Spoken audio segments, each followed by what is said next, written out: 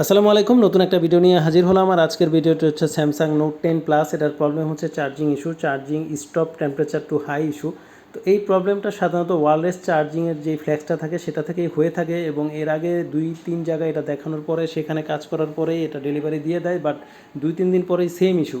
তো এই ভাই ভিডিও দেখে আমার কাছে মোবাইলটা নিয়ে আসে। তো আমি যেটা দেখতে পাই, মাদারবোর্ডের যে জ্যাকটা থাকে সেটা কেউ কিন্তু পরিবর্তন করেনি, বাট সেটা প্রবলেম হচ্ছে যে মাপলে ঠিক দেখায়, বাট যখন এটা ফিটিং করা হয় তখনই লুজ কানেকশন মারে এবং charging temperature too high low এরকম একটা মেসেজ চলে আসে, চার্জিংটা হয় না।